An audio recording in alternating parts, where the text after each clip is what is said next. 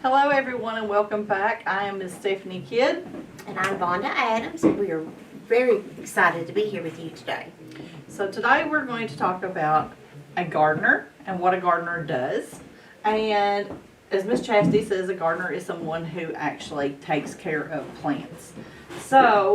But sometimes now when we think about gardeners, they technically don't have to have a big plot of land to take care of plants because you can garden just about anywhere.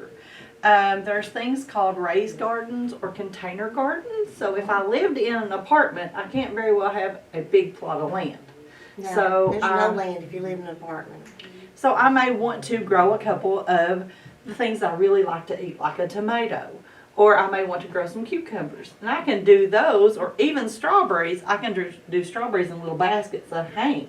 And so as long as I can get some sunlight on a balcony, maybe in an apartment, those kind of places, or in a good window that has a lot of good sunlight coming in, I can actually garden in those areas. So keep that in mind. But now, we also know that gardeners are people who use plots of land to actually garden too. So, like I said, a raised garden bed, we have some students actually in Breathitt County that are creating raised garden beds. Oh, really? So that's a wonderful thing that's happening here in Eastern Kentucky, and we love the fact that that's happening. But gardening, when you garden, there's just something about having your own food and those kind of things. So just keep that in mind when we're talking about this today. So when we garden, there's some things that you need to know. Tools in particular that we may use. So you have to have certain tools if you're going to garden. Yes. So Miss Cheryl talked about earlier that gardening and farming, those are very similar. They are. But with a gardener, typically it's a smaller plot of land. With farming, it can be larger acres of land. Yeah, like when you drive by and you just see it looks like a big sea of plants. Yes. And that would be a huge farm. Yes. Gotcha. So we're going to today talk about what are some of the things that we may use and what some of the things may be in the past that we've used too. So first of all, if I'm going to work in my garden because I have a smaller plot of land behind my house that I use, I first of all will need a tiller. This is what a tiller looks like, as you can see here. And that tiller is small and it has little tines in it and it has a little engine on top, kind of like your lawnmower has. But the tiller, the tines on the bottom actually, they're created like this, and they go around and they mess up the dirt really good. So they mix the dirt like a mixer. If you're going to make a cake, you use the mixer to mix up all the batter, so they mix it up really good, right? Yes, it mixes up that dirt and it kills all the weeds. That's the great part about it. So it's mixing up the dirt and it kills all the weeds, and your dirt becomes very soft. It becomes very soft like the dirt that's in your bag. And that's what we want for our seeds. So a tiller is one thing that you may have. Now, of course, if you don't have a tiller, there is other ways to do it by hand, a little harder way to do it by hand, and that is using a shovel, okay? You can actually scoop up your dirt and turn it over a couple of times, and it'll kill out your weeds and things like that, and then you kind of have to chop it up. So a shovel may be one of those things that you will need.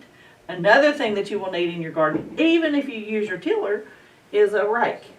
That doesn't look like the rake I have. Do you have a leaf rake?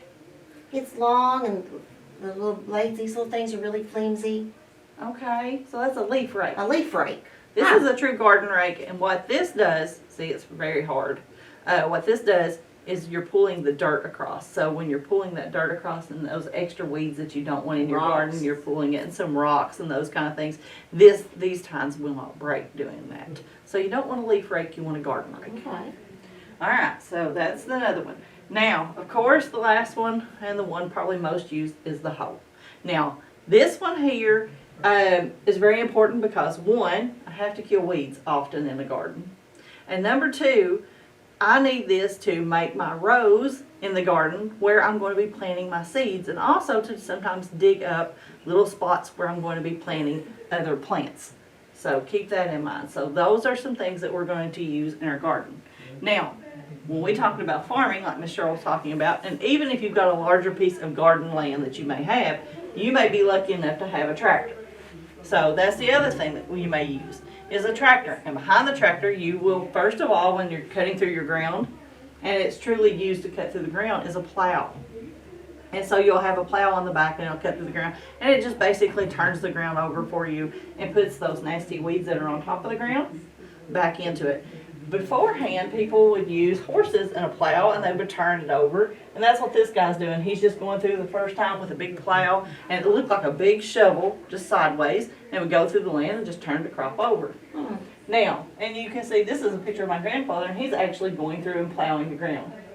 Now, besides a plow, what they'll have behind, again, just like my tiller, their little disc that kind of tear up the ground. They've got those little tines on there, and they tear up the ground. That is called a disc.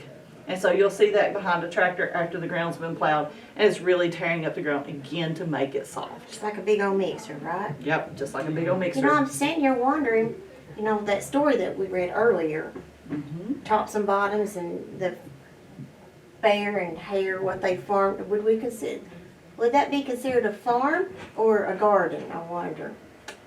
Well, when he was doing it, he was technically just gardening. He used a small piece of land, right?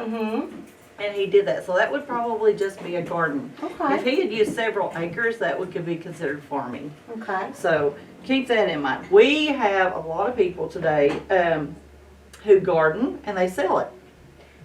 I was wondering about that. What do you do if you have more than what you can eat, more than what you can put away? What do they do with the extras? Well, typically my mom and dad give out to people in their community because they garden a lot.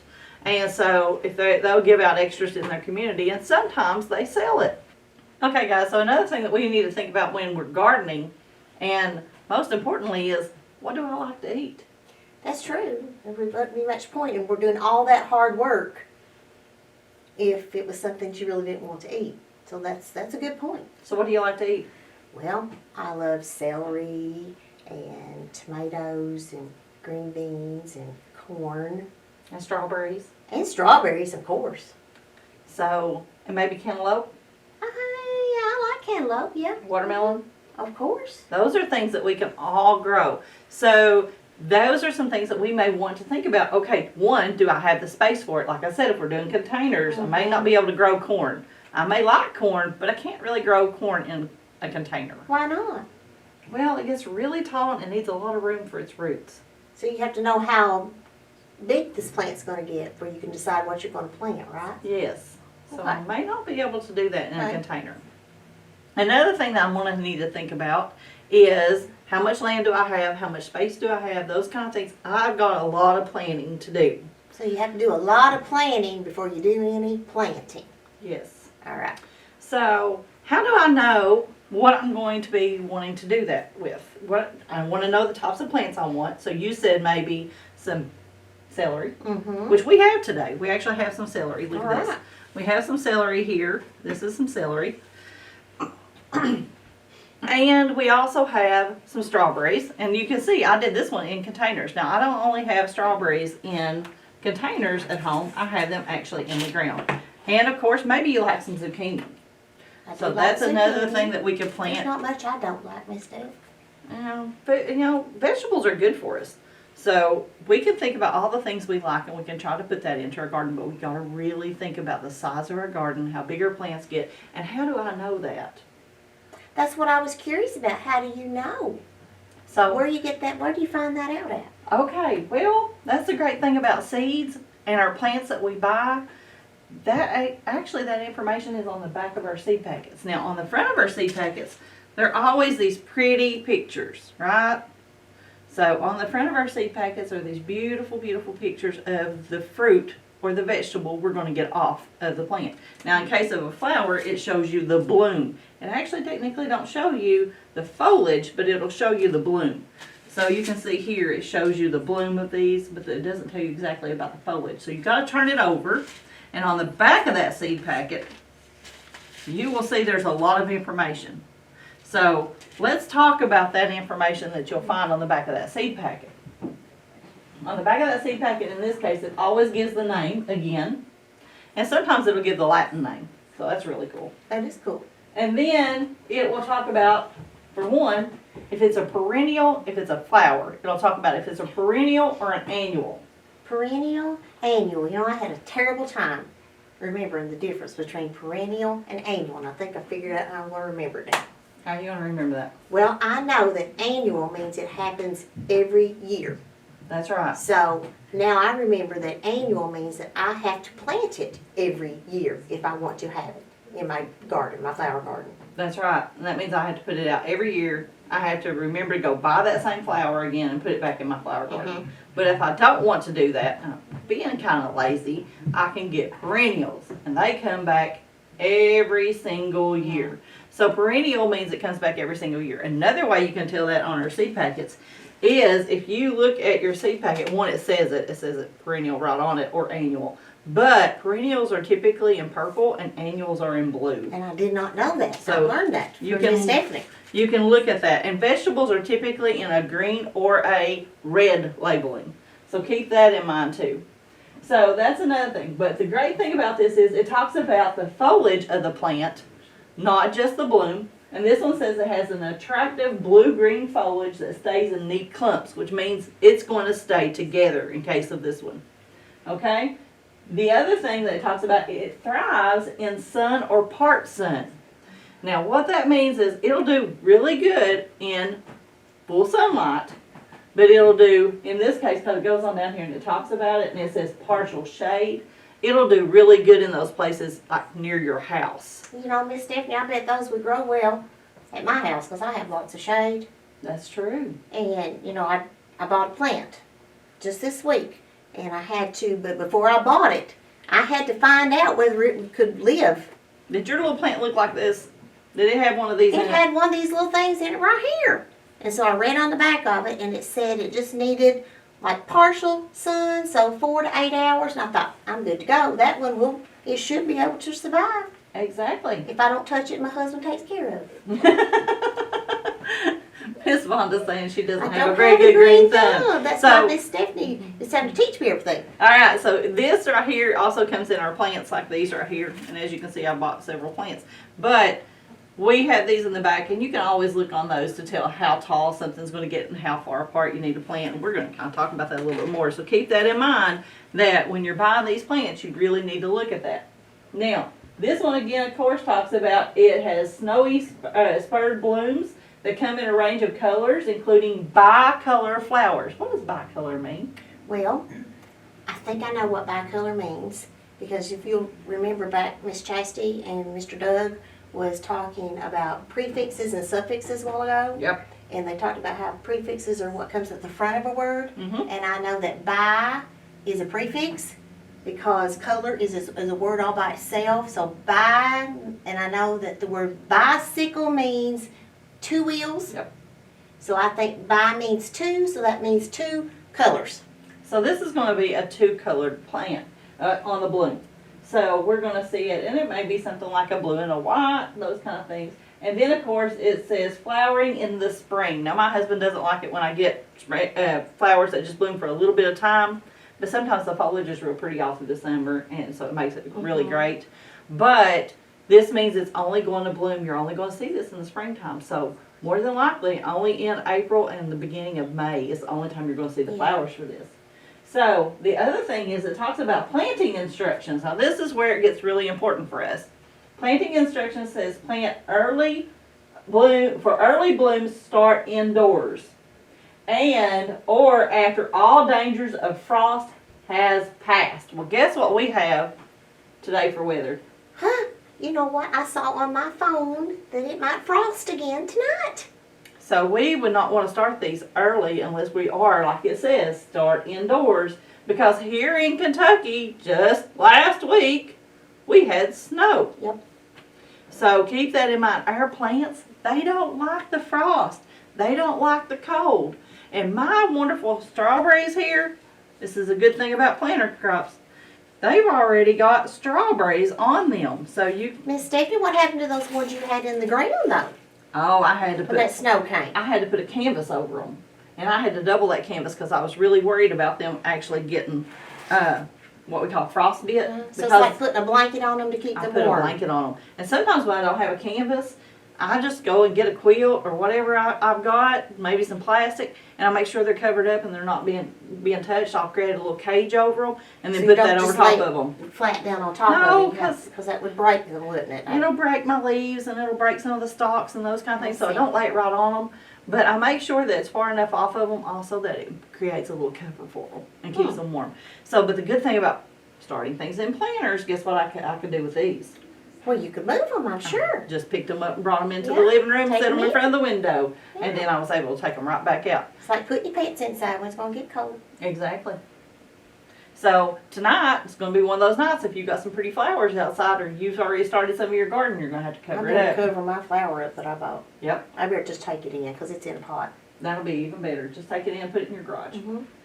And then also it talks about on here, when plants are 3 inches high, thin, or transplant. So you're going to have to, do you remember doing that with corn?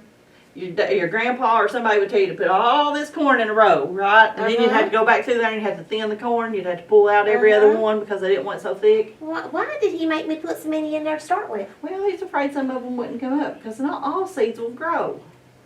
Oh, okay. But the problem is then we had to go back and pull the ones out and then we would go take them to another row and we put them back out. So, you do that. Well, why am I having to pull them back out? Why not just let them all grow? Well, because if they're too close, then they can't grow to the ability or the size they need to because they're stealing each other's nutrients. It's kind of like if I stole all your food off your plate at lunch. I get real skinny. And you know what? You'd be real mad too. So we want to make sure that they get all the nutrients they need, so they need to be a certain length apart. All right.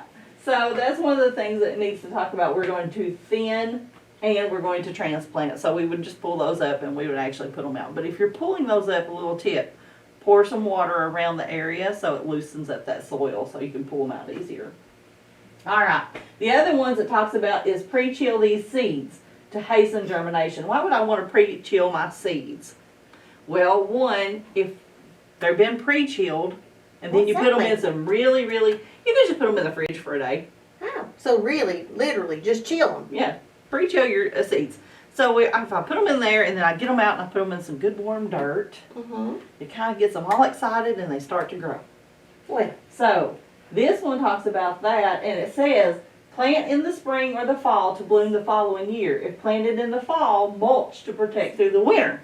So mulching means I'm going to actually cover them up. I use hay for that sometimes. So I'll take hay and put over top of some of my stuff if I want to work. If I'm worried about it being hurt during the winter, especially those kind of plants that we call perennials that come back every year. I'll cut those off and sometimes I'll put some hay over top of them just to make sure that next year I can go back and pull that hay off and then my plant's there and I don't have to worry about what the winter's done to it. okay. All right. So days to germination. What does that mean? What do you think germination means? What does germination mean? Well, it's at the very beginning, I see.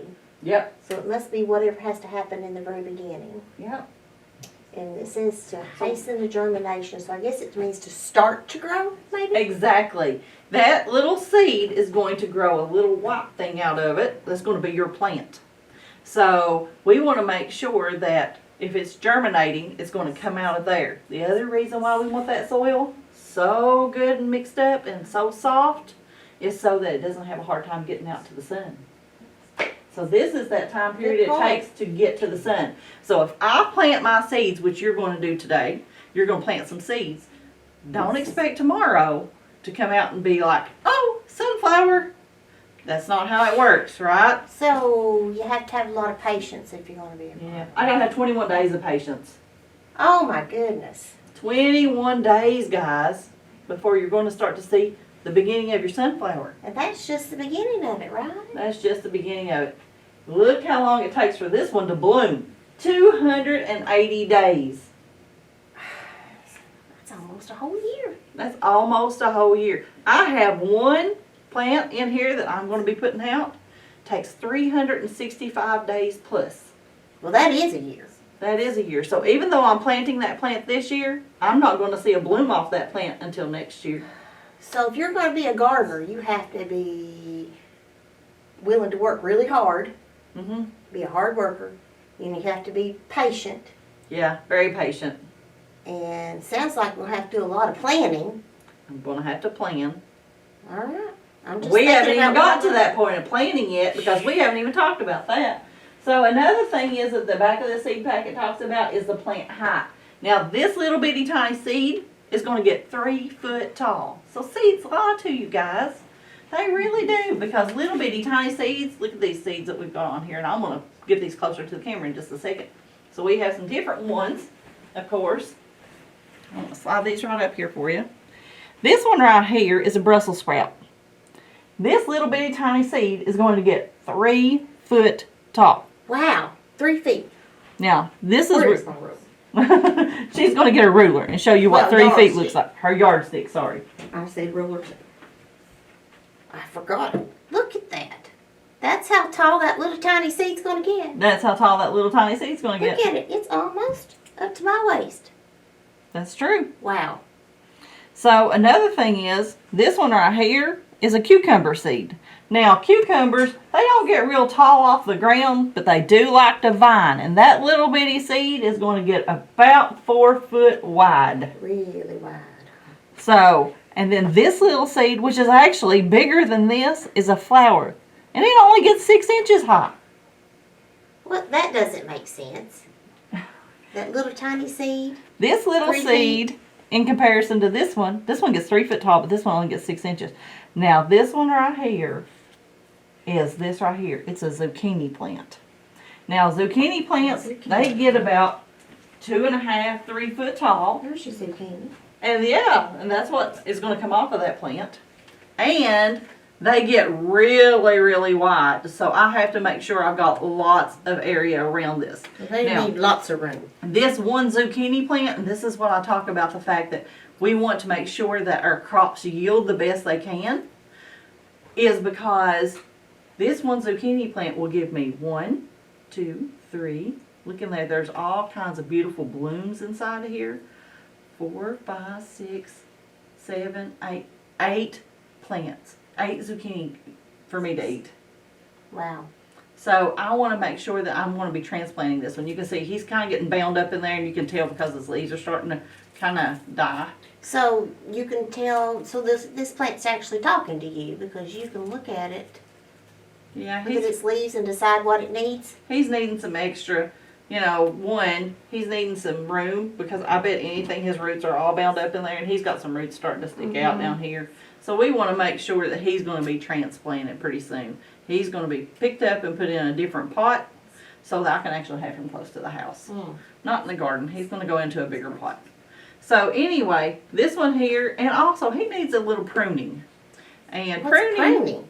pruning is when I go in there and I take these off. So I will actually cut this one off. Well, this why would leaf. you want to do that?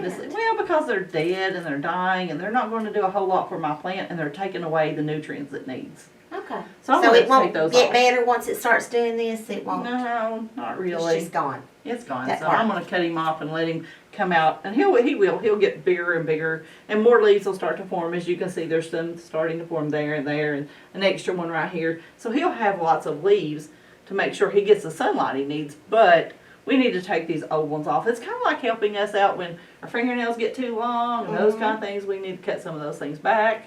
So we're going to do that for him. Okay. You know, we That don't makes want sense. anything on there that he doesn't need. So, and we do that with our strawberries too. Some of our strawberries here need some pruning done. So we're going to do some pruning later, and we take off all those old dead leaves. Now, if you think that your plant has a disease, or it has maybe some nasty spots on it, you know, last year when you had your tomato plant, it had some spots, I said cut them off. You don't want to throw those back in your garden. I take me a bag with me, just a Walmart bag or something. If I'm cutting those off, what I do is I take them with me because I don't want it to spread to anything else. That's pretty smart. I never thought of that. And another thing before we get started on that, if you're watching, when you're pruning, you'll want to check your plant, and you'll want to look underneath of it. Why do you think I want to look underneath of it? I don't know. You looking for bugs sometimes? I am looking for bugs. And most of the time when bugs get on our plants, they may not eat a whole lot on your plants, but they'll lay eggs underneath on your leaves. That's nasty. You can just wash those off and kind of get rid of them. But you don't want those on there because when those little eggs hatch, guess what they do? They eat your leaves. And then your plant will Make die. more bugs. And they make more bugs. We don't want those. So you want to check those kind of things and just make sure that your plant's healthy. And we do that often. That's another part of our gardening. That's another job to do. So back to our seeds here. We talked about this is going to get 3 foot high, and it talks about planting and spacing. Now that's a big one. When I'm planting, I have to think about how far I'm planting and how far I'm spacing things out. And sometimes, if we don't think that through, that causes an issue for our plants. So there's more planning you have to do. Yes. We had to plan and decide what we wanted to plant. Mm-hmm. Now we're having to plan where we're going to put it. Yep. Okay. Now, another thing that we can talk about here, because we've already talked about partial shade, but on the seed packets, and I'm just bringing this up here to show you a little bit more, is we have row and plant spacing. This one here, we have heel and plant spacing. And if you notice on here, there is, for plant height on this one says 3 and it has an apostrophe. What do you think that apostrophe is for? You're a math girl. I am a math girl, and I do know that that has something to do with, it's a measurement, so, and I do know that just one of those means feet. Yep, and if it has the quotation marks, that means Inches. inches. So in this case of these cucumbers, my row spacing has to be 4 to 5 feet. Now, 4 to 5 feet is That's almost the this table. Yeah, almost the end of that table from you to me. Yes. So they need that much room. So from where they are, they will need that much room. And then of course if I'm going to till around them to keep all that dirt away, I may need a little bit more room than that. So when I'm putting out my cucumbers, they're going to need 4 to 5 feet. Now this talks about how tall they're going, how far in between the spacing is, and they need 3 feet in between the spacing. Now teachers, let's do a little teacher talk here. When I'm thinking about these kind of things, I could actually set this up and they could actually do some planning with proportions, with ratios. They could actually draw this out on their paper of how they're going to do that. So keep that in mind if you're teaching this. Ratios is a great way when we're talking about gardening to teach ratios, because it's right there. It's for them. I can compare something that maybe it needs to be 6 inches apart. And what if I have 6 feet? How many can I get in there? And so they can actually model this using Cuisinart rods. Right, right. And this is a good time for me to point out also, notice how that Miss Stephanie has brought in all of these props and tools for the kids to see. Because this makes it come to life for them. It looks real. I mean, everything they can see is something they can touch, they can feel, and they can get a good understanding of what she's actually talking about, besides just showing a picture or just talking about it. The pictures sometimes they're necessary. Like, of course, we couldn't bring in a tractor, but when you can, if it's possible to bring them into the classroom, that's what's best. And this is a simple prop too that we can use for also showing how to do this, ratios and proportions, which we're kind of just going to talk to today. So we're going to pretend like this is our piece of land, because Miss Fonda and I've got a lot of planning to do. She wants a lot of stuff planted apparently here, because she likes a lot of food. And another thing that I need to think about when I was talking about this, we were talking about partial shade. Well, shade can be actually a bad thing for our plants. Really? They need sunlight. That's true. It's kind of like us. We need sunlight. I feel better when I'm in the sun. Me too. So I want to think about where my sun, if I've got a piece of land, where the sun actually comes up at. So in this case, the sun comes up in the east, right? And we're going to pretend like this over here is the east, okay? And it sets in the west. It sets in the west. Up and all the way over. So one of the things I need to keep in mind is I want my plants to really get that good morning sun. And I want them to get the evening sun a little bit, but not, they don't really have to have it. It's not as important. That morning sun is what's important. So I need to think about how tall my plants are getting. Again, that's why we go back to this. How tall my plants are going to be, and how far apart I need to plant them. And I need to think about how big they're going to get. Do I have enough space, of course. But when I'm planting my garden, the big thing is, where does my sun come up? How big is my crop going to get in this case? So, Ms. Fonda, out of everything you said, I'm probably going to need to plant what first?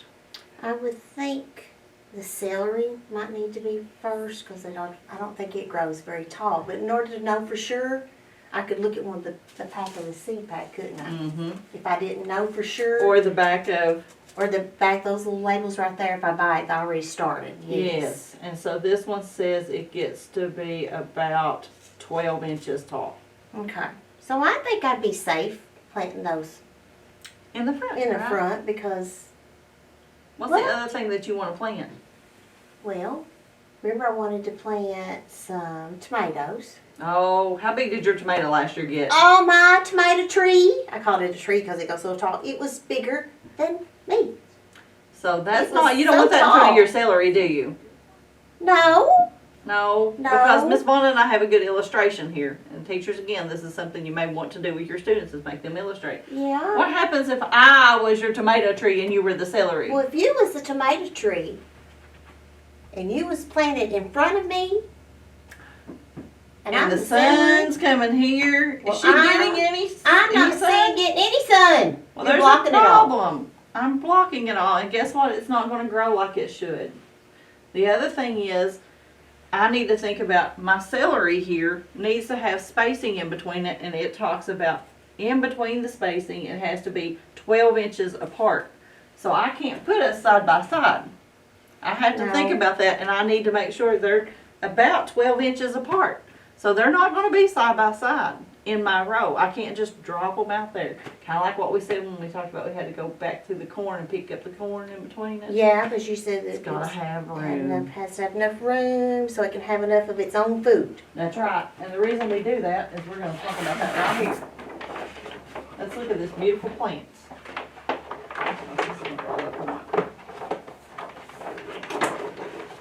We could just turn him over. Alright, let's look at this plant.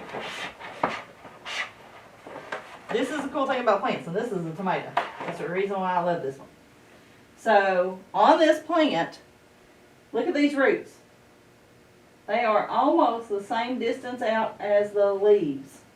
So if I have a plant that's going to spread out, what's going to happen to those roots? I guess that means the roots underneath are just as far spread out, just as spread out as the leaves. Yes. So we want to make sure that these roots, because what does our roots do for us? Well, one, I took out the rake. It absorbs water, which our plants need. The water doesn't, we have water right from rain, but our leaves don't get that water. It kind of runs off. And the cool thing about leaves is some of them are shaped to where it'll run that water right down, straight down the stalk and into the root. Well, isn't that clever? Yeah, plants are smart. So that's the great thing about those. So it'll run it right down into the root. But our roots absorb minerals. Did you know there was minerals in your dirt? I did not know there was minerals in the dirt until you told me there's minerals in the dirt. So there is minerals in our dirt that our plants need. And so we want to make sure that they're pulling up as much of the minerals that we need. And where can our plants get? What happens if around the plant all of a sudden it's starting to get a little brown and those kind of things? It's probably not getting enough minerals out of the Getting no dirt. minerals. That means the dirt is not fertile. So you can get this. Right? Yes. That was that word from earlier. That's right. So we need fertilizer. Fertilizer. So you can get fertilizer at the store. There's different types. Of course, you can buy the regular type that most farmers use, and this just comes in a bag. And this has nitrogen and ammonia and some other stuff in it. And that's the different colors that you'll see.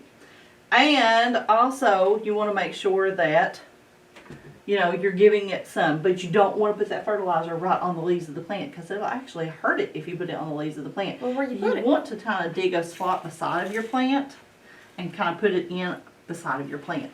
So that's those minerals that we were talking about for the roots, and that's what keeps our plants looking really good. Another type of fertilizer you Oh, can Miss Stephanie, please don't open that up. get. Miss Wanda does not like my organic fertilizer.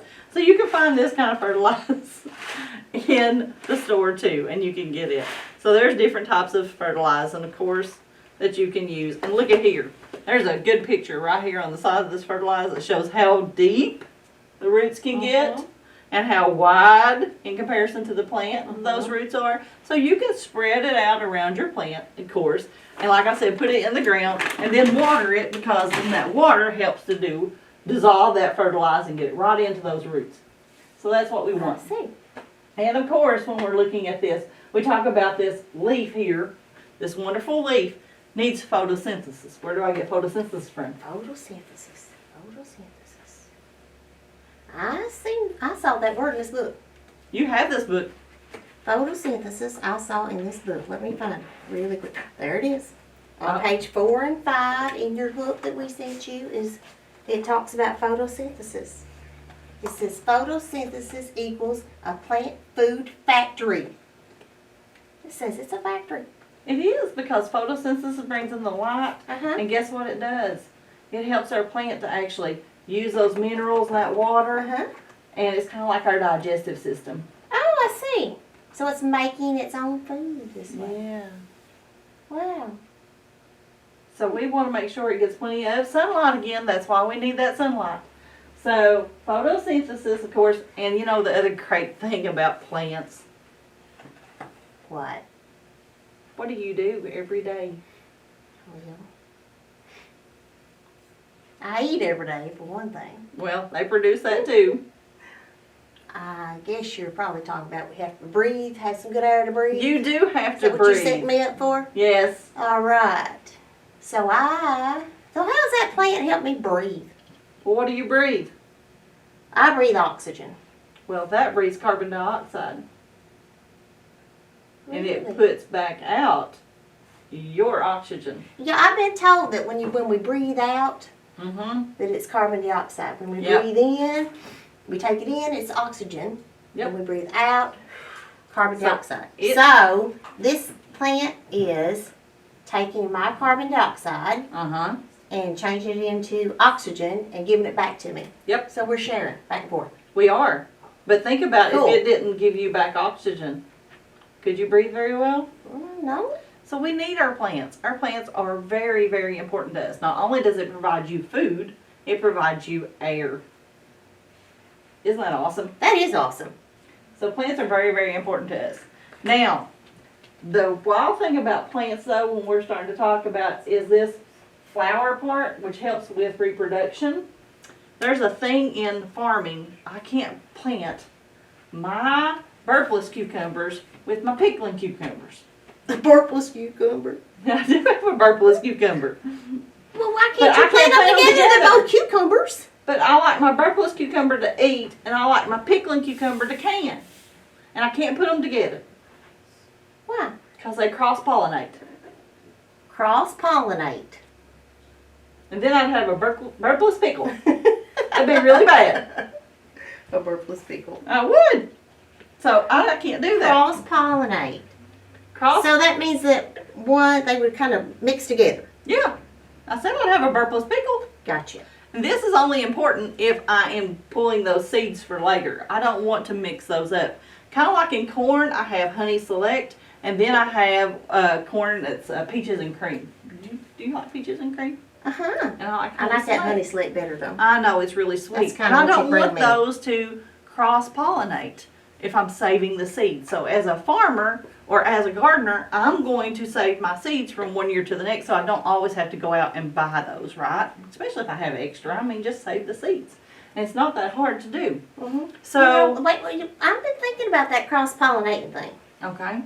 But I can't plant my plants close together, especially if they're different, if they're the same type of plant, like I said, the cucumbers. Mhm.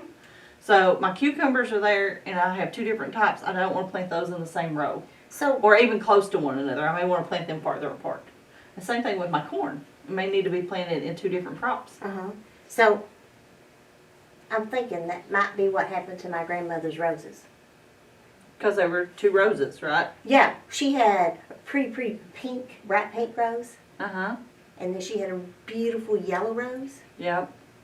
and they were kind of close together. Oh, yeah, that's what happens when they get close together. And then one year, when they started blooming, her yellow rose had that pink on it. Well, you know how cross-pollination happens? I think I figured it out. She has a bee there. I think this What happens Right here is every what year with our plants? Well, we have these little bees, right? These little honey bees. And you said he likes to fly around those plants, right? Right, so we're gonna pretend. There's my grandmother's, my mamaw, I call her mamaw. There's my mamaw's yellow rose. And here's my mamaw's bright pink rose. And so this little bee would buzz around, and they get all that pollen on their little legs while they're buzzing around from flower to flower. And he would buzz, so he decided he'd go over and visit this little yellow rose. Do it on the very edges there. And look at here what's happening on the And very look what edges of to this the flower. tip of my Is that all mama's yellow now? rose. No. Look at that red starting to form right. Red Pink, that and- pink and starting to form right in It there. had a peachy look to it, and that's exactly what her roses did. They were beautiful, but we didn't have any solid yellow roses anymore. Nope. Nope. And so now we have cross-pollinated roses. Same thing happens with my burpless pickles if I left them alone. And I don't want burpless pickles. No, I guess not. So, and I also don't want to, change the, I don't want my tomatoes. Let's think about it. I can plant early girls and I'll get these little bitty tomatoes. But then I can plant like beefsteaks or the other ones and get these really big tomatoes. That's kind of like. And they're really juicy. Mhm. I don't want those to mix.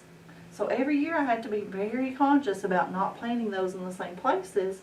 And I have to make sure that they're not close enough to where that's going to happen. So if I save my seeds from my tomato, then I actually get beefsteak tomatoes or whatever type I may like.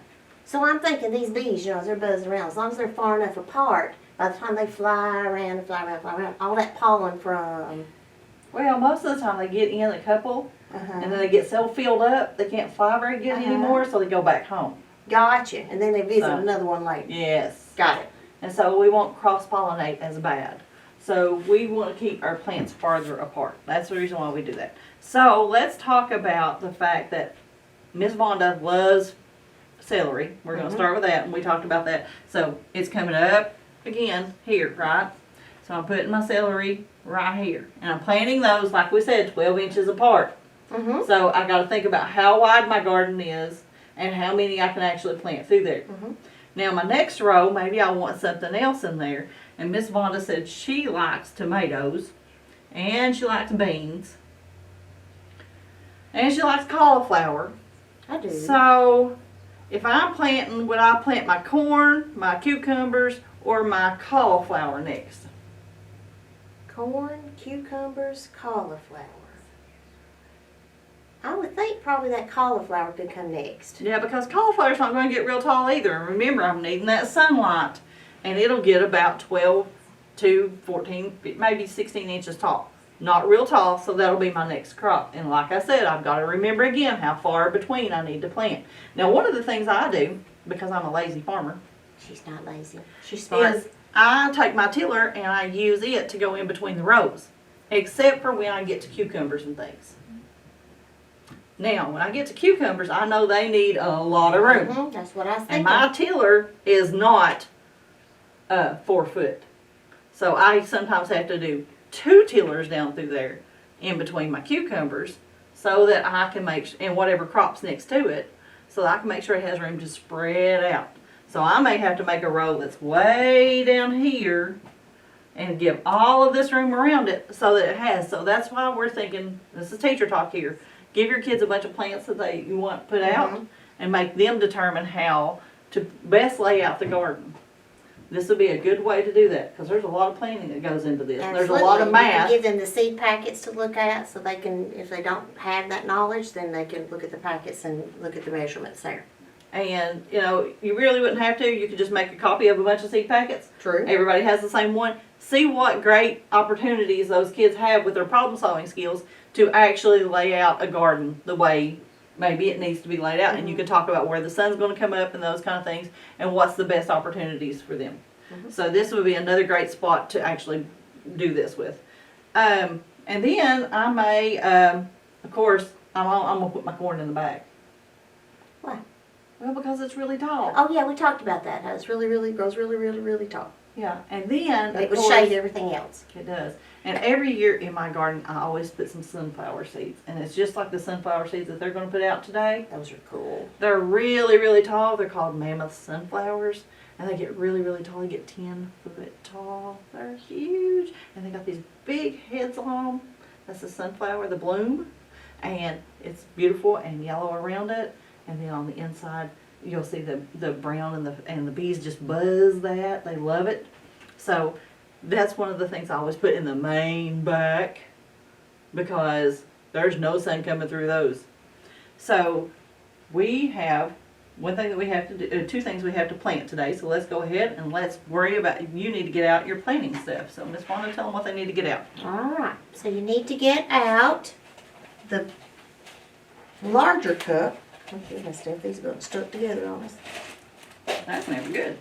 This larger cup, not the small one. Get out the larger one. You need to get out your dirt. And you need to get out your seeds. And you should have Four, right? But you're only going to get out two of them from right now. So of course you're going to have your cup, and I moved this right in our way, but we're going to get out your cup. Move him out of the way. And we're going to put about third of the way up in it. Well, actually, we're going to only push down to about a third of the way up in our cup. We're going to fill this up to about halfway full. So about halfway full, about right here. Fill this up, because then we're going to mash it down. Okay? And we're going to really compact it. Why are we going to do that? Well, I want to make sure my water is really holding in there. Mm-hmm. And if it's real good loose dirt, guess what happens with the loose dirt? I bet that water would just run right on through. It does run right on through. And so the first part of it we want to compact. So I didn't get a half a cup yet. So I got about a half a cup, as you can see. And I'm going to just take my fingers and I'm going to just mash it down in there. Dirt's good for everybody.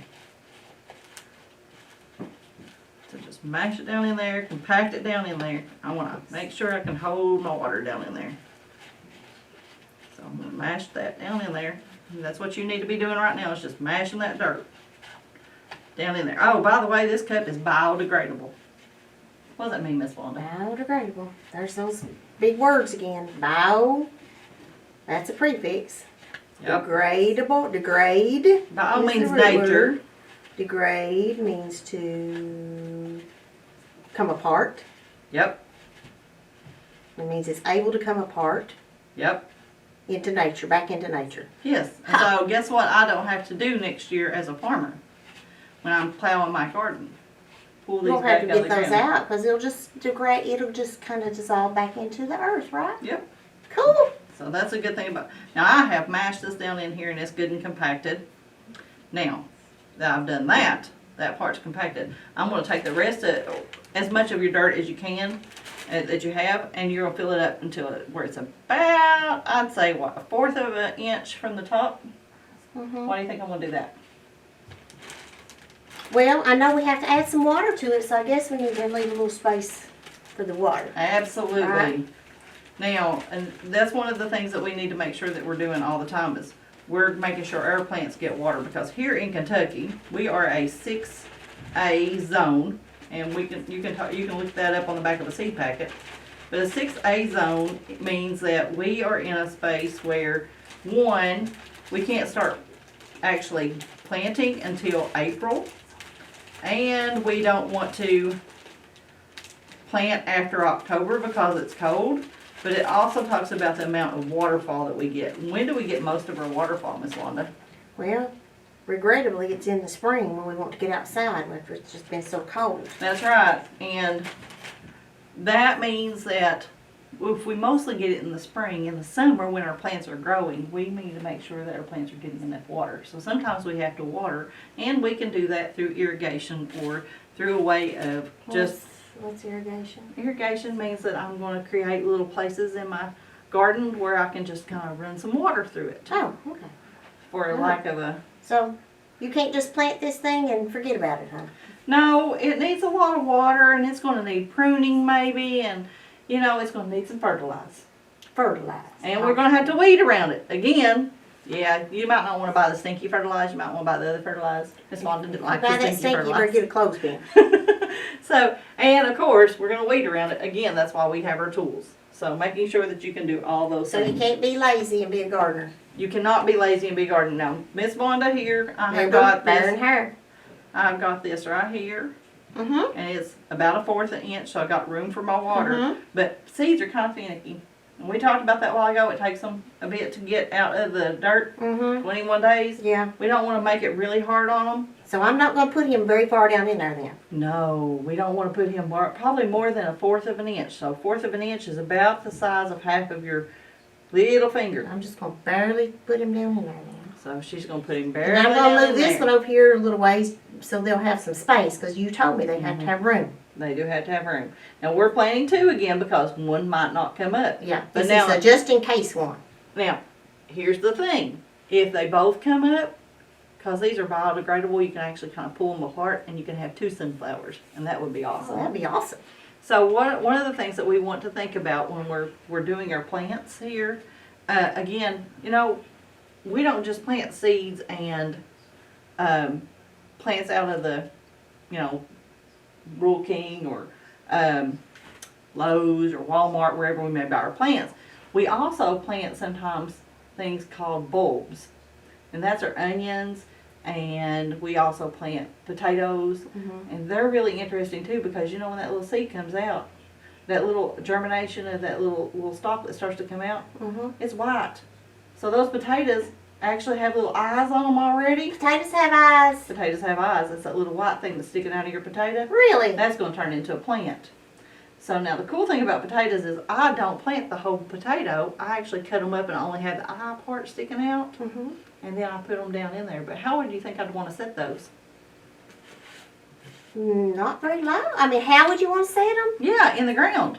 Well, if you said that eye is the plant, it probably needs to be turned so it can get up to the sun. Absolutely, because all of our plants are going toward the sun, right? And it's the same thing with onions. They're created in a little bulb. That top part's where my plant's coming out of. So Go up. guess what I'm going to do? Up. I'm going to set him down in there to where he's sticking up to where I can actually get him to the sun as quick as possible. 'Cause that's when they start making their own food, when they get to the sun. True. So we want to keep that in mind. One of the things I didn't talk about today for tools is a little trowel. This is real important when we got these little plants like this right here. Because guess what, with a plant like this, I'm going to, I'll water him beforehand. Just because it's easier to get him out of the container. So if he's moist, I can actually pull him out pretty easily.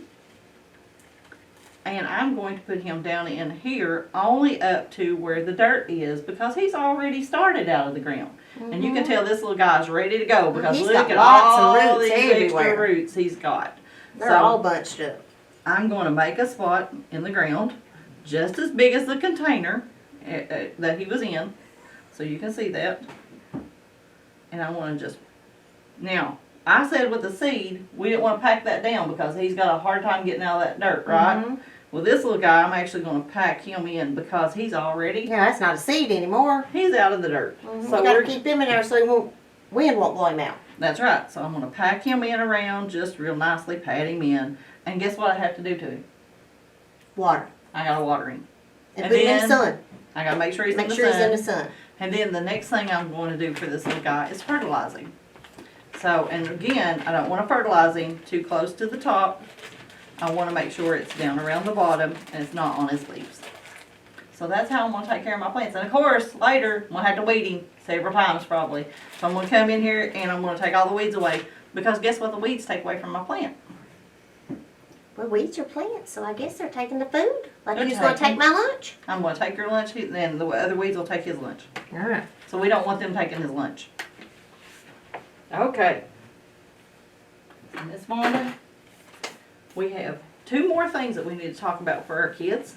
Right. Well, I want to share just a couple more things with you with the book, with this particular book here, talking about how people need plants. And we touched on a lot of things already, just as Stephanie and I have talked back and forth, talking about how that plants of course, we use them for food, for nourishment of our bodies, and we also can use plants for lumber. Trees are used for lumber to build houses and things out of. Some plants, like the cotton plants, used for clothing, even. And then, of course, sometimes we just enjoy flowers. I could use them to make things beautiful around us.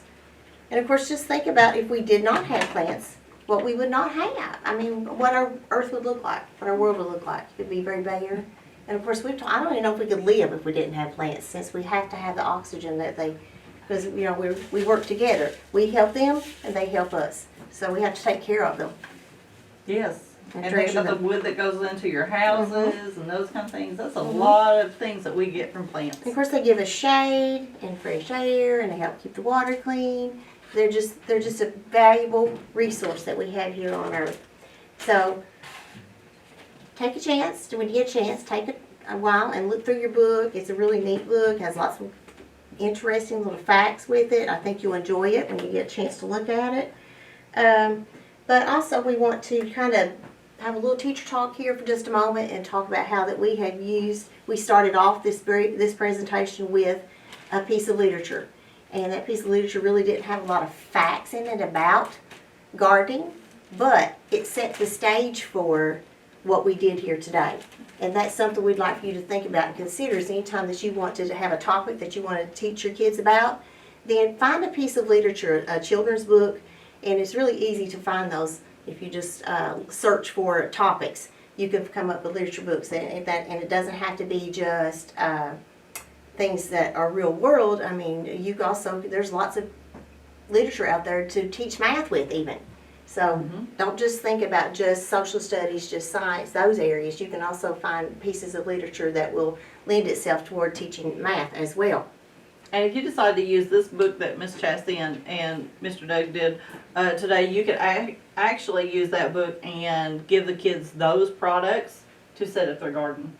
Yeah, absolutely. Yes. It'd be an awesome way to kick off a unit. And it's just, it gets the piques the kids' interest. It's just a fun way to get things going. And, that's when our kids are learning is when we can keep them engaged. We know that. So we have one more little project for you. And Stephanie and I put these together for you already ahead of time. You have these in your packet as well. You have the little small cup that I told you not to use earlier. You have a little packet of the fake grass.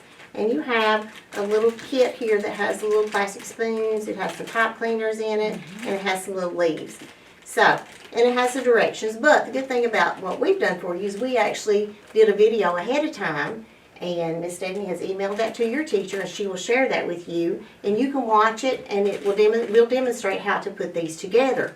And you can choose to make either 2 different little bulbs, or you can make one tulip all by itself. So you decide what you want to do with it, and we'll talk more about that in the video. So I'm not going to explain any more about how to do it, but you may want to use these as gifts. You got Mother's Day coming up, end of the school year coming up. You'd like to give a nice little gift for your teacher or whoever may help you out in the classroom, your bus driver, the cafeteria ladies, the janitors, whoever that you would like to share this with. Or you may want to just keep it for yourself and decorate your own room. Stephanie and I have kept them and decorated our office with them. We really like them. One last thing, teachers, before we sign off. Make sure if the kids are watering these today, which they will need to do, that you put something underneath of it because, like I said, these are biodegradable, which means the water will flow through them. So put a little saucer or something underneath of them that's going to hold the water in.